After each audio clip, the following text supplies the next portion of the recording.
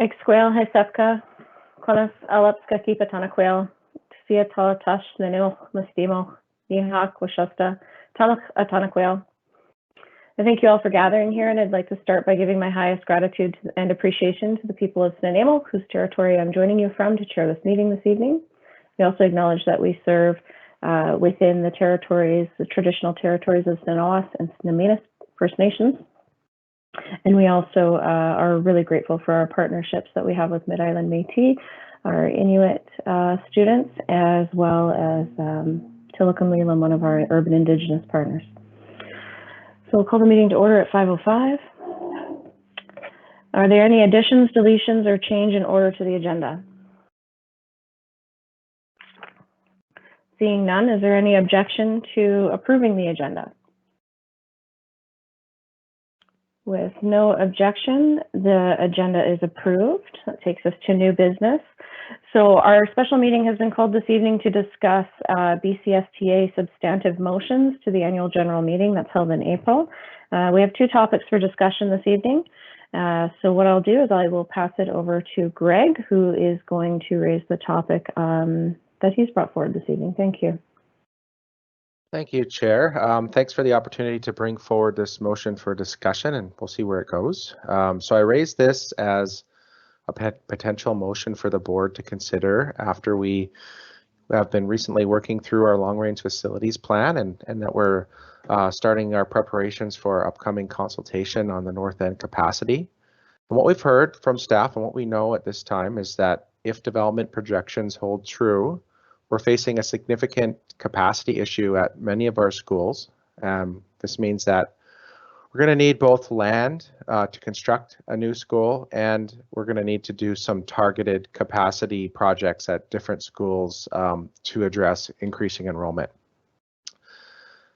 We're in the process of taking proactive actions to address our capacity needs right now, and this includes the North End capacity engagement and the work that our Long Range Facilities Committee will be doing on capacity issues across the district. And also the board's made the significant decision to enact school site acquisition charges to collect funds from developers through the subdivision and building permit process. And this helps to ensure that development contributes towards the incremental increased costs associated with development.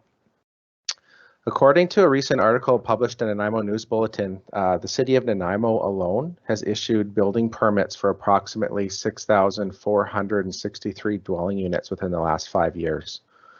Given the school site acquisition charge bylaws in process, that would have resulted in a significant amount of potential funding for the school district. So what if that funding that could be collected through school site acquisition charges could also have contributed to or paid for a significant addition like the one completed in 2018 at Frank J. Ney if it hadn't been funded by the ministry? As we've been advised, the School Act limits the use of funds collected through the school site acquisition charges to land acquisition and related administration costs, and does not allow the funds to be used to add capacity to an existing school. So this kind of leaves us with a system where we work within that allows development to pay its fair share for the land, but the mechanism to link land acquisition with the funding to construct a new school is not necessarily guaranteed and is not clear to me. That is not saying anything bad about the ministry. It's just a realization that there's many competing priorities across the province for scarce resources. So the motion that I brought forward, and I'll say draft motion because it is just that, it's a draft, seeks the flexibility to apply school site acquisition charges to purchase land for future school site needs and or construct additional capacity to an existing school.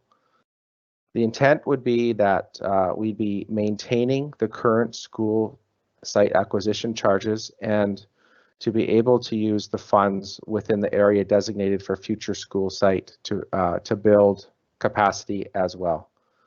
The idea is essentially to provide districts with greater flexibility to meet student needs in the location that most efficiently that is most efficient and benefits the most students. So I see this as well as it being more cost effective potentially, because there may be cases where the cost of additional land is eliminated and we're just focusing on the addition itself. So I recognize, with this motion being in the draft form that it's in, there's, there would be a number of administrative details that would need to be worked out by the ministry to determine appropriate procedures and requirements to ensure that the funds are used properly and to ensure that districts are not extending beyond what is a reasonable expectation for development to contribute.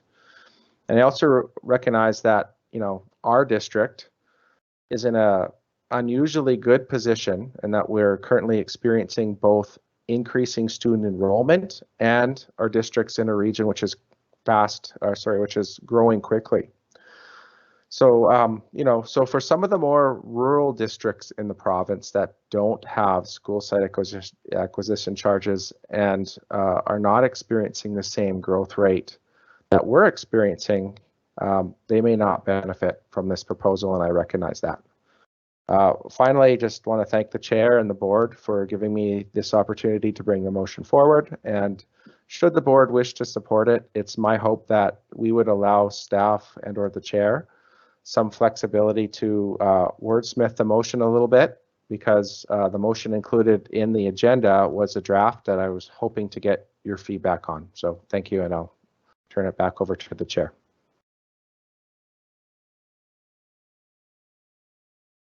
Thanks. So what our process looks like this evening is that the motion that we would present at the AGM has to be passed by resolution by the Board of Education, the wording of it. So what we would be looking to do this evening is, if there's feedback on the motion itself, we would look to amend the draft motion that's in your agenda package, and then move that through the motion that's in your first page of your agenda. So I'm going to open it up for discussion. Does anybody have any questions about this? Wish to further the discussion on it, see the motion moved, or offer amendments to the draft motion that's in your package? And so the speakers list will be held through the chat this evening.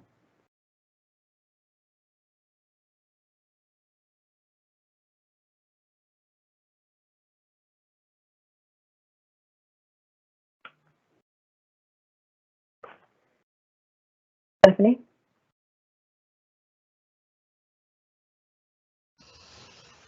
Thanks. I'll just get the conversation started on this. I appreciate the work that went into this, and I appreciate, the forward-thinking nature of the motion, particularly as it relates to our district and the current context that we're operating in. I am, however, concerned with some possible unintended implications of the motion. I'm not sure that I want to hand off responsibility for what the ministry has to pay for when it comes to capital projects. I don't want to expand that to our needs. I want them to be as responsible as they should be for it.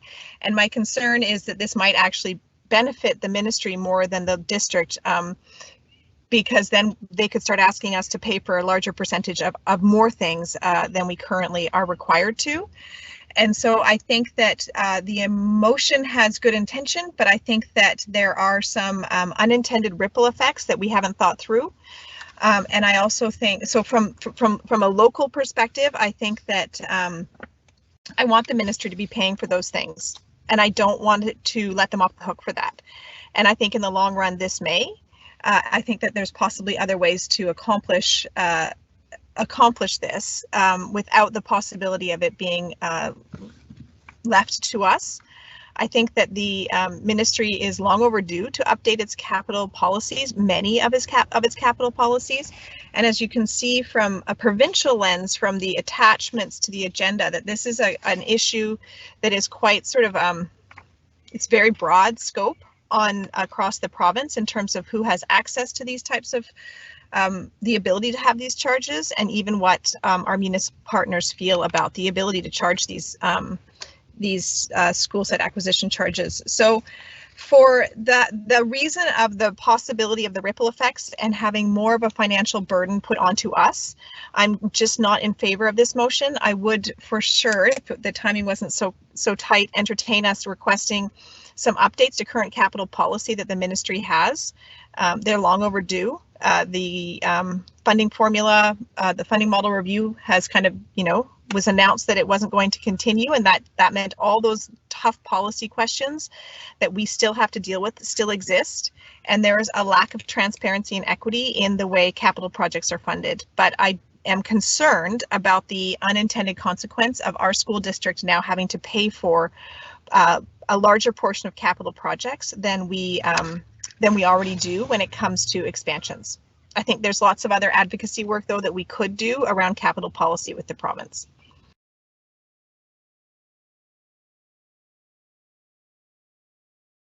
Thank you. Jessica?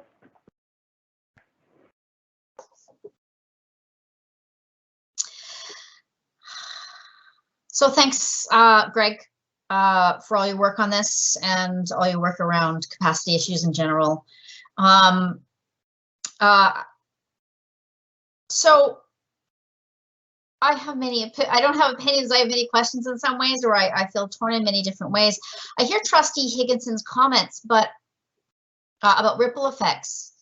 But what I'm also aware of is that the ministry isn't funding school districts at a rate that what I think is sufficient to meet not only our building needs, but our safety needs. I mean, we've got a number of schools that are, ancient, seismically unsafe. I know we've been updated on that, but I think the balance here, or another consideration, is would this allow us to increase the safety of our schools and the capacity of our schools in a situation where we're not able to do this quickly enough, because the ministry is not able, or for whatever reason, funding us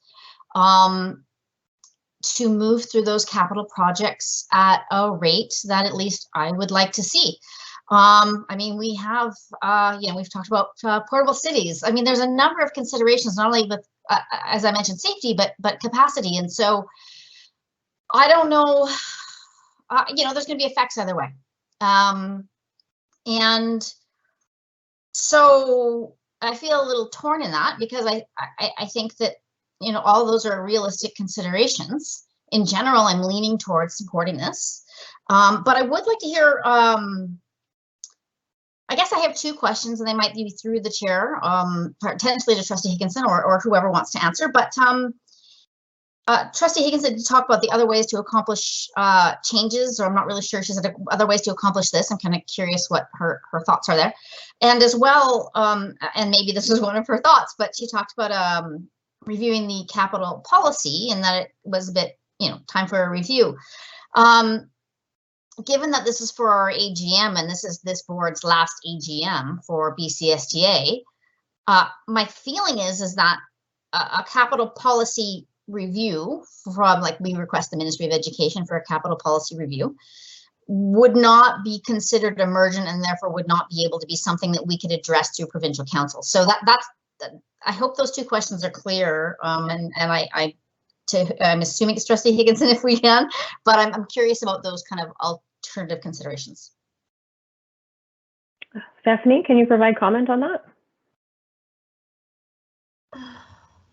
that? Certainly.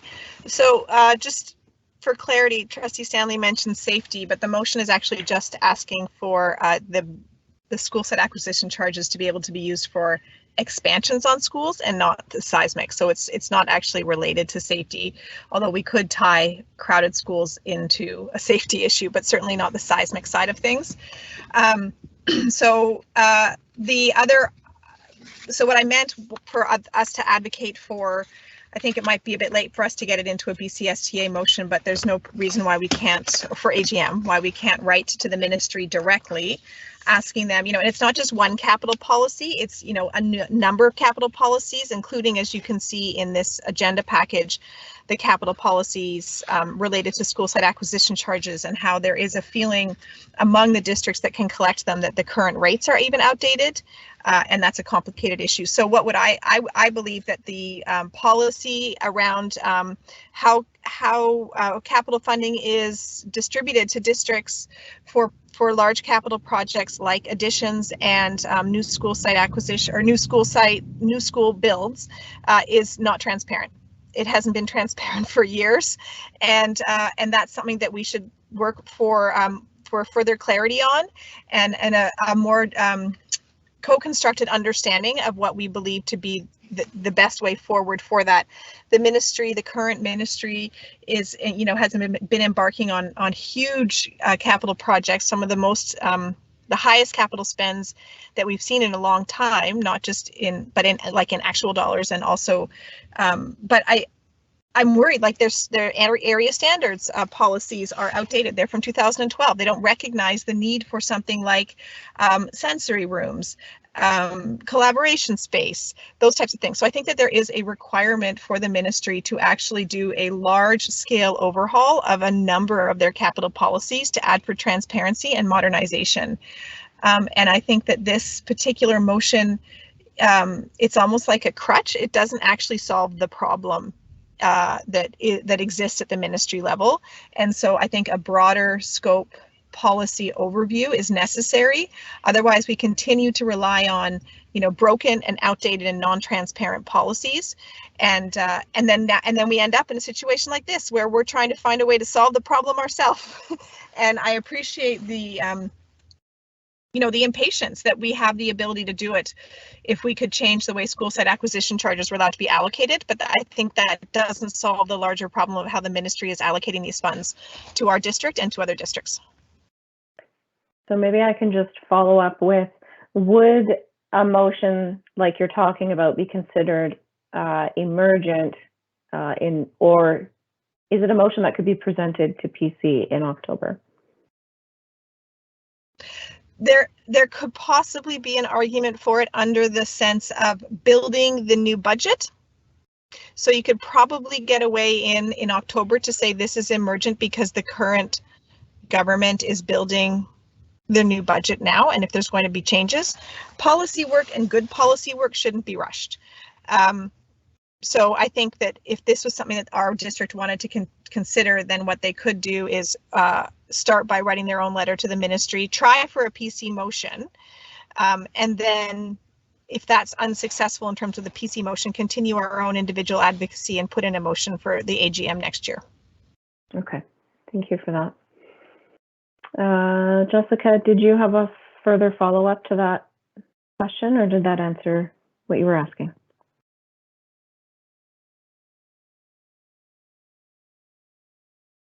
Going to assume we're good for the sake of time. Thank you. So I'm going to comment, I guess, my own perspective on this portion of our discussion this evening, and some of my comments may become repetitive into the next one. I guess some of what I'm hearing Stephanie share with us around the capital funding in general is one of the biggest concerns I have with the structure of funding of education in British Columbia. I think it's a challenge when we have so many different silos of funding in order to actually spend dollars in the most effective manner. And I'm afraid that if we add another layer into something that already exists, it actually might raise the walls of those silos even further than they already are. And it feels a little bit to me, I guess I'm thinking about it in terms of equity. And my concern is always our district's needs first. However, in this instance, I'm finding myself reflecting on haves and have-nots, and I feel like this would put us in a position where we could potentially become a have district because we can charge this. And then if the use of those funds could actually be expanded upon, then that would be something that potentially is great for our district and terrible across the board, which then creates further inequities in the capital funding, which is already a significant issue in the province. We see that as a smaller scale, frankly, when it comes to individual schools that are haves and have-nots, based on the potential of the parent advisory councils and what they can do in a school financially. So I guess just the way things sit right now, I think we need to do more work. If I had a suggestion to the board, I would suggest that long-range facility plan includes an advocacy piece, and I would suggest that this is raised through the long-range facilities plan as a component of advocacy for capital funding. And what does that look like? All of the components that have been discussed so far, and then whatever else comes up out of that might be the most appropriate path forward. At least it might be. It's a suggestion that I'm sharing this evening for consideration outside of this current process that we're talking about. Let's see. So my next speaker on the list was Stephanie.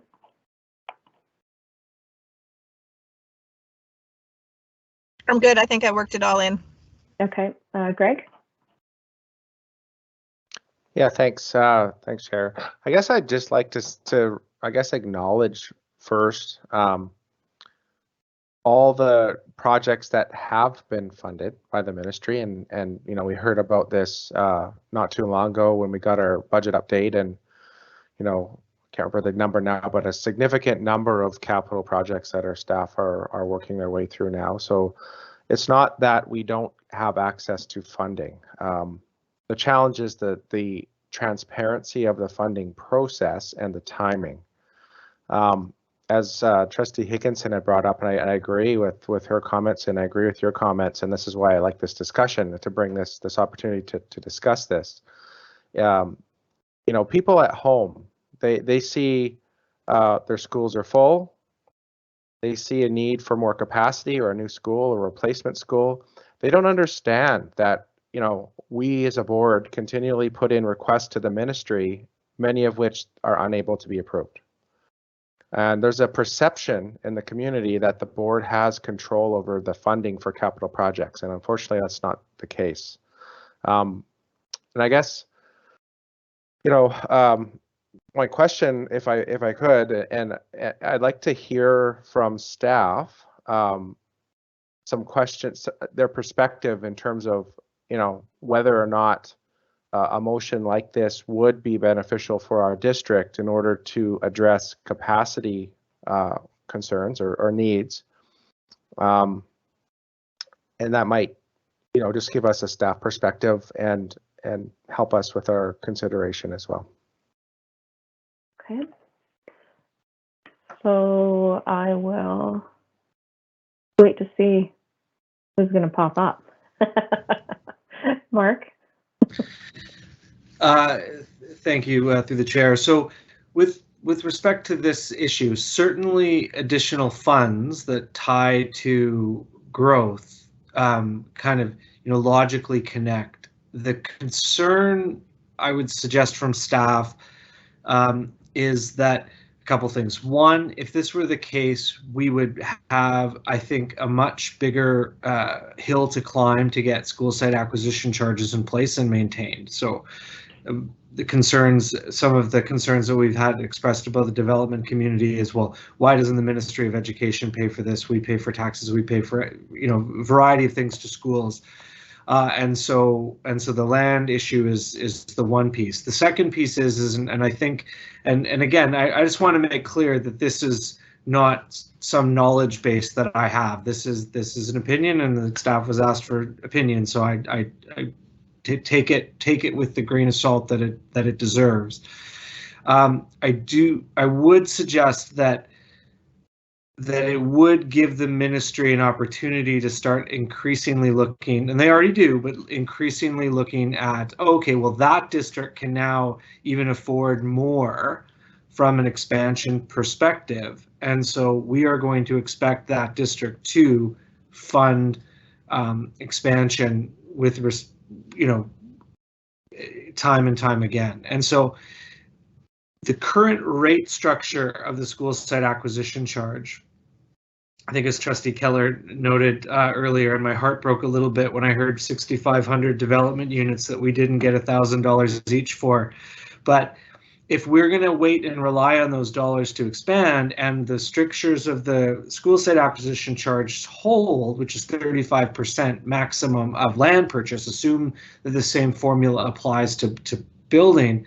Well, we're still waiting on the Ministry of Education, and we're still then potentially waiting on our school site acquisition charge pot to be built up to that place where we can actually pay for the expansion. So I do worry about the implication of what that would do for the ministry, barring some other conversation about how capital is going to be outlaid.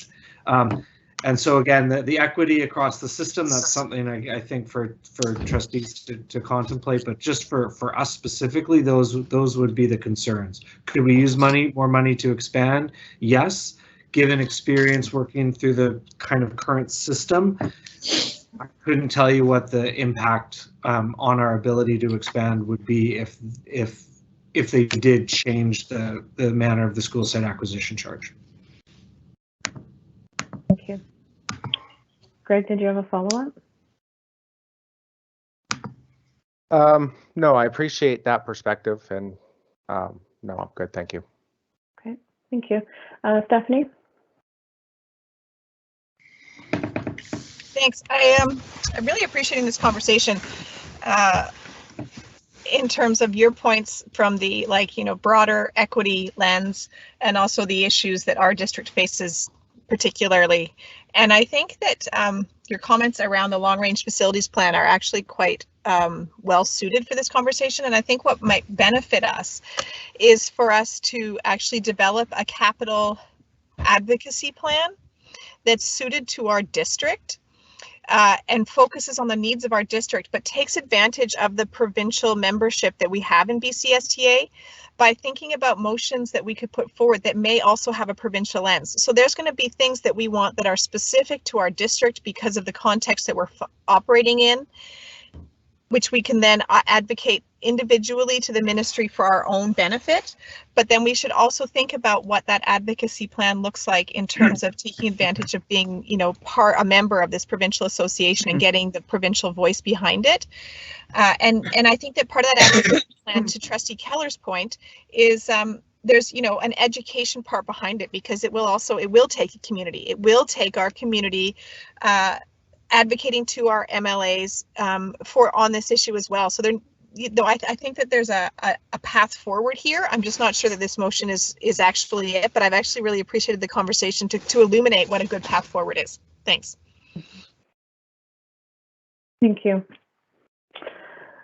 I feel like we've landed in an okay place. So my suggestion is that, unless somebody jumps forward right now and says, hey, I'm moving a motion, my suggestion is that we do a combination of things like has been discussed. And I'd like to refer this conversation over to the long-range facilities plan for capital advocacy, because it is a component of the work plan that's sitting there, and it probably just needs to be looked at sooner rather than later, so that we can try to have a positive impact, knowing that the needs in our district in particular are significant. I mean, we just have to look at our seismic needs as one point, but that's probably a conversation for another day. So, Greg, I just want to thank you for your work on this. It's raised a really important conversation, gotten us started on what do we do next. And while it might not be the path we originally thought, I think we're going to end up in an even better place due to your bringing this forward. So thank you. With that, I'm going to invite Tanya to bring forward what she had raised, which is around air quality. Tanya? Thank you, Chair. Just gotta find it. There it is. So with mine, I written, as the motion says, that the BC STA urged the Ministry of Education to accelerate capital funding for projects that support school districts to improve indoor air quality. And Chair, I thank you for your work in streamlining this and writing it up. And as the rationale talked about, healthy learning important environments are vital for all of our staff and our students. And accelerating funding for capital projects to improve air quality, it should be seen as an effort to mitigate extreme weather events like wildfires, which increase exposure to smoke and high concentrations of particulate matter. Air quality is a key component of tackling the adverse effects of climate change. Now, as I'm listening to our conversation, I'm wondering, well, let me say one more thing about the rationale. Even though we don't necessarily haven't necessarily have a lot of wildfires directly in the School District 68 area, we're certainly more at risk for them, and we've certainly seen some smaller fires at places like the tree farm up in the Cedar area. But even the ones over in on the Lower Mainland, I've certainly experienced smoke here, and smoke inhalation and exposure to smoke can lead to things like childhood cancers. And let me find my statistics here I found some statistics. This is from the Health Canada website.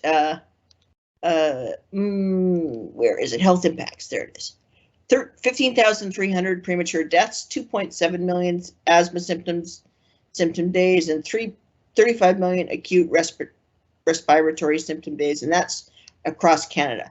The socioeconomic costs of the health impacts of air pollution in Canada are estimated at 120 billion per year, and that's based on 2016 currency.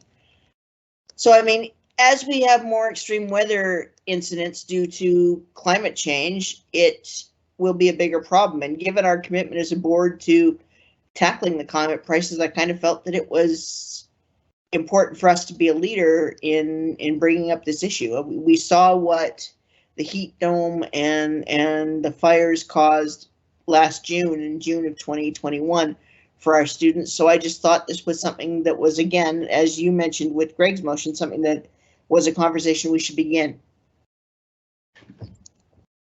So I'd like to hear the board's thoughts.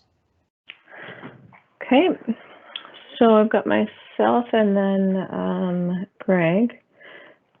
Just writing down my notes here. So in looking at this, I find that as I've been reviewing both of these motions, that it comes back to a struggle for me regarding how capital funding is handled in the province of British Columbia. So we have several siloed funding pots of money that are available, but they don't address the necessarily an appropriately well-used way to address certain schools, for example. One of my biggest concerns about this motion in particular is that it creates further inequities in capital funding. So if my district doesn't need this type of funding, then that means that those funds will get spent in another district. Right. It's not necessarily going to equate to a higher number of dollars in a certain particular pot of money that then gets shared around. It's just going to move the pot of money somewhere else, and then that doesn't benefit the students here in Nanaimo. And that's one of my biggest concerns with this, especially considering the significant amount of work that we've undertaken in the last 10 years around this issue, ensuring that we're addressing air quality in schools. If I was going to pick a big need that I needed to fund, this wouldn't be it. It would be seismic, it would be other types of funding, but ultimately, even that is, I find it difficult to prioritize those issues the way that we have to make our capital asks. And so that's why we have started last year, writing the letter to say, hey, instead of funding this piece and this piece and this piece through these different pieces of the financial funding model, how about you look at it from this perspective and it gives us a new high school? And I think that when we're looking at holistically, what do we need as a whole, it becomes a more efficient way of spending for the ministry. And again, I just think that this is actually going to end up creating an inequity that we don't want. It's just like when we did a lot of work on wage equity, and now we're one of the losing districts and we don't get enough money or the same amount that other districts get because we did the work earlier. And this will result in the exact same thing. We won't get anything out of this. And so that's my concern. It's not to say that it's not an issue. It's not to say that I don't feel for those districts where this is a significant issue for them, because I do. But in this case, I have to put our district first. So that's my thoughts on that. Greg, go ahead. Yeah, thanks, Chair. I guess when I think of air quality, I not only think of what's floating around in the air, for lack of a better term, and how it flows through the buildings, but I also think about conditioning. So making the space cool in the summer and warm in the winter in the most energy efficient way possible. So I think my perspective is a little bit different on this one. We have in our district, and I'm sure Mr. Walsh can tell me the exact figure, but the median age of our facilities is quite old, which suggests to me that there's some work to do when it comes to, for example, air conditioning. And I do recognize that we've done a lot in terms of HVAC systems and filtration, which is part of air quality. But I'm not so sure that we've done the work with respect to air conditioning or transferring our systems over to electric heat pumps, for example, where we can provide that. And to me, that is important as we face climate change, because we're going to see our May and our June become a lot hotter, and it's going to be an uncomfortable environment for our students. And I'm sure it is in some cases already. Exactly when the heat dome was this year, I think it was, well, I don't know if it was while school is in, someone might have to remind me of that. So, you know, with older buildings, not every district is going to be in the same position as, of course, and I don't think it's unreasonable for a pot of funding that districts that need to address air quality issues can apply for. So I guess my perspective is a little bit different. I don't see this as creating inequity. I would see this as creating opportunity for districts who could use the additional support to address it. So, you know, a little bit different perspective, but I would support this motion.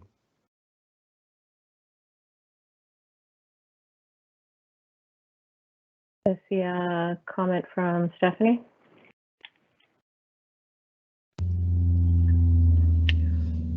Thank you.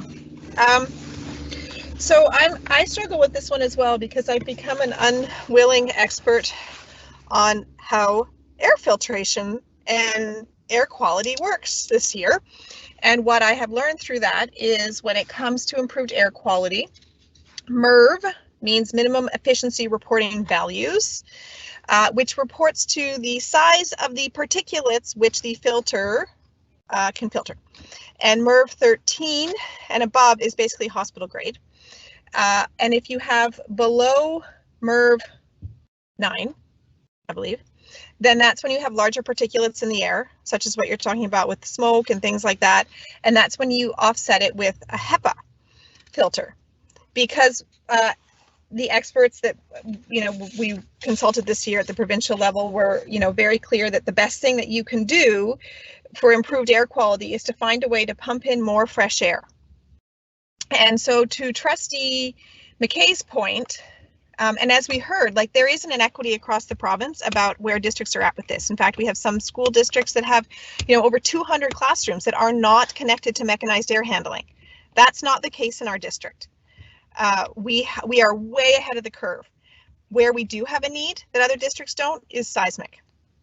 So what happens when we say, look, we're going to advocate for something that's not top of our capital priority? The ministry is going to have to take that money from somewhere.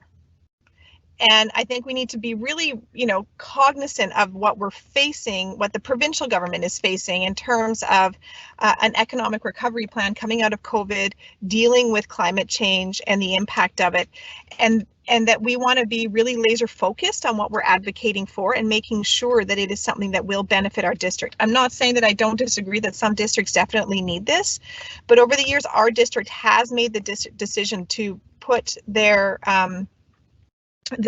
capital funding that we've acquired into making sure we have mechanized air handling systems in most of our schools. I think we're down to 1 now. And that served us really well in this current context. And the notion of air quality has become quite a sexy and commercialized issue. But in fact, the best thing you can do if you want to talk about air quality, a little bit different than what Trustee Keller was talking about, the best thing you can do is make sure you can increase how you pump fresh air into the building. And so I'm not sure that this motion as it currently stands, serves our district's needs, but I think it's part of a larger, another advocacy campaign we can design. I know, Charlene, sorry, around what are our capital needs around climate change. What Trustee Keller said is very interesting. And it's not just about air quality, because I think air quality is kind of sexy, but it's around the larger issue of climate change and comfort and temperature control and all these other issues. So I think what we're also getting at in this conversation is we have a goal of being leaders in climate stewardship, if that's the right word we're using now. And what is the board's responsibility around advocacy in our strategic plan on that? And I think that this motion doesn't, while I appreciate the nature of it, and I think there is a need for it provincially in some districts, unfortunately for our district, I think it's going to leave us behind because that money is going to get allocated from somewhere, and that might come out of seismic or something like that, which our district actually really needs. So I appreciate the intention of it, but I think what we should do is actually hunker down as part of our board plan next year and look at creating advocacy plans around each of our strategic goals that we can develop the same way I just talked about the capital one. Thanks.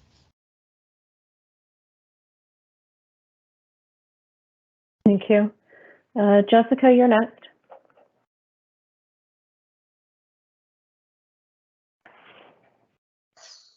Okay, so again, thank you, Tanya, for your work on this.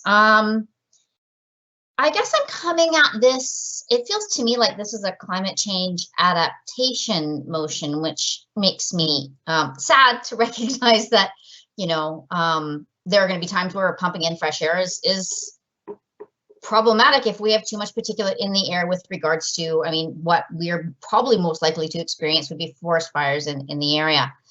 And we did have that issue, I think, last year. Was it last year where we had to keep kids in because we had forest fires in the community, and the air quality was so bad. And I know that, it affects everyone. It does increase the likelihood of asthma, but it also increases for kids with asthma. It's quite a significant issue.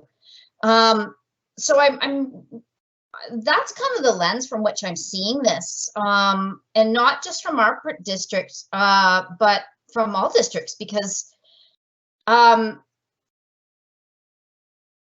this feels like again, a safety issue. I would rather have kids have fresh air, or not, fresh air, safe air, air that doesn't undermine their respiratory functioning. And from what I understand, and I was just trying to chase this down, but I haven't been able to yet,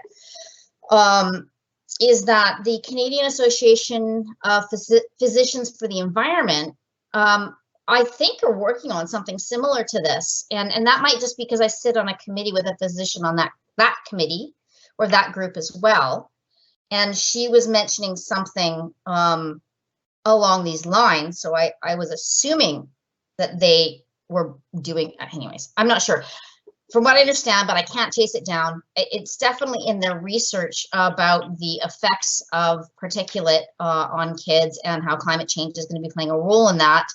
I can't find anything specific with regards to exactly this type of motion, which they might be bringing forward, not to BCSDA, but at provincial level.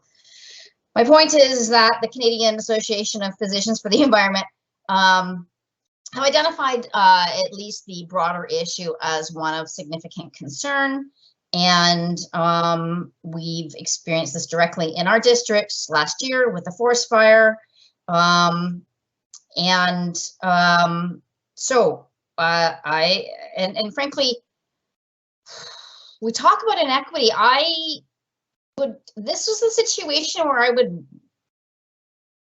don't know the word inequity. I'm not sure I'm understanding what people meant in that situation. This is a situation where I would rather have fresh or safe air for all kids across the province, and have that be a low level issue that needs to be addressed sooner rather than later, as a priority, than some others. And I mean, here we are, do we do seismic? Do we do air quality? I mean, these are terrible decisions to have to even, rate, because they're all extremely important. But from that perspective of viewing this as what feels to be a necessary reality of climate change adaptation, one that we experience directly here. I can't speak to what it was like in the classrooms. I just know our kids had to be kept inside. So to whenever schools don't have, safe air, that's terrible and terribly sad. So that's why I'm actually going to be supporting this motion. Yes, everything else Trustee Higginson said, 100% agree in that. I do think that this requires climate change in general is hitting us much harder. It's going to require significant advocacy. And all those conversations are really important. I would love to see that. So I support that as well. But given that this is what's in front of us, from that adaptation perspective, is why I'm supporting this motion. Thanks. Naomi has a question.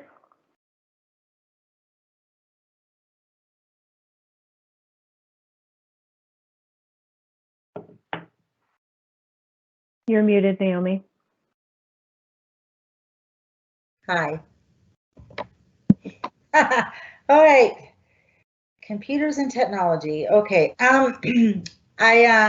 Stephanie, I was just through the chair. I was going to ask Stephanie a question because she had brought up about the HVAC systems, and that she said that you'd mentioned, Stephanie, that most of the schools were done. And I think even at the end, you might have answered my question. You said that there was maybe one school left that hasn't been updated. Yeah, so I can actually answer that question. Sure. It's Ladysmith Intermediate that hasn't been completed yet. All of our other schools have been brought up to standard to MERV 13, and in Ladysmith, where there are not MERV 13s, there are HEPA filters. Okay, that's really good to hear. I really appreciate the discussions on both sides of the topic. And I like I've never actually thought of air quality as being sexy, but yeah, that's a new one for me. But I was going to say that Greg had also brought up a very good point, and it's the one that does concern me as well. Beyond the air, we seem to have been dealing with the the HVAC systems, but this is air conditioning issue, which is also has to do with air quality as well, I believe. And I can say, I know one of the trustees had mentioned that they weren't sure what the conditions like were in the classroom, but I can tell you, as a former educator in the really hot days in the classrooms, that it wasn't nice. And although I wasn't there last year when we had soaring temperatures of 37 and 38 degrees, I think the working and learning conditions in those classrooms were quite unbearable, actually. And I do think we need to plan ahead. We have to prepare. Climate change is happening, and I think we have to be prepared. And I'm of course, the district comes first, but I also, I agree, concur with Jessica that I think we need to think about the collective whole of this province. And some districts may not be at where we at. So, but on the other hand, I also understand that seismic upgrading is very important. So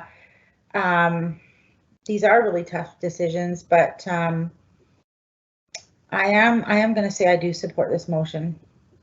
So thank you. That's it. Okay, so we're ticking down on time here. I've got three speakers on my list, and we need to wrap up for 6 p.m. So let's see how concise we can be in the next few minutes. I'll keep mine brief. I'm the next speaker. I believe that this conversation needs to come under a larger conversation. I think it's a good start conversation, but I think we need to understand the capital plan advocacy needs about our entire district. This is a component of that conversation. I think every time we pull off a little piece, it actually makes it a little bit harder for us to do an overall view of what do we need, what do we advocate for, and then how do we advocate for that. So I'll leave that there. I have Greg, then Stephanie, and then I just want to remind trustees, there is no motion on the floor right now. So we're in a discussion point. Greg. Thank you. I guess perhaps I might ask a question, and we might not be able to answer this right now, and that's okay. We talked about opening the windows to bring more air in, or perhaps changing the HVAC systems to bring more air in. But what's the impact of that been on our energy use and electrical use? And why this links to the motion is because improving indoor air quality, both in particulate matter and in conditioning, potentially also has the added benefit of reducing either natural gas or electric, depending on what the system is. So there is, I just concur with Trustee Stanley that this is an environmental mitigation type, in response to climate change, it could result in benefits to our district. Anyways, if I may just ask through the chair to staff. So I'm going to ask you to respond very briefly, Mark, if you wouldn't mind. Yeah, sure. The electricity or the resource usage to keep our airflow open, which is not windows. It's actually, as Shirley mentioned, that we are almost completely upgraded from a mechanical ventilation perspective. So we're using the upgraded ventilation to increase airflow. And so it's well over $100,000 though in increased cost so far, and I don't have the number exactly at my fingertips in order to achieve that. And again, the increased airflow is due to COVID-related issues, and we have the filtration as well. Okay. So I'm going to move on to Stephanie, and then I'm going to move to Tanya. Thanks. The thing I'm going to say is I don't support the motion going forward because I think it's too specific. I think the conversation today has illuminated the need for us to advocate for the ministry's capital policy to align with the need for climate adaptation. I like that term that Trustee Stanley has given us. So I think that this particular motion is too specific in its nature and doesn't actually solve the issue that we're trying to solve. Thank you, Tanya. I can see both sides, but I have to admit that what Trustee Higginson just said does make a lot of sense, and the issue of the heating and cooling and how hot it gets in that May-June period is in a lot of ways a bigger issue. So I'm comfortable not moving the motion if we can agree to put this on a wider conversation of a climate policy advocacy piece to the ministry with the possible intent of bringing something forward at one of the next two at the October Provincial Council, because I am concerned about the 2023, I guess it is, education budget. Okay, thanks. So yes, so what I'm hearing as the chair in organizing a lot of our work, that I have a tendency to pull all the notes in from all these meetings, and I build, things like the board annual work plan, and then time to discuss all of these types of things. And I actually keep a running list throughout the year. So I think the most immediate way for us to move forward would be to have a capital advocacy conversation at the long range facilities plan.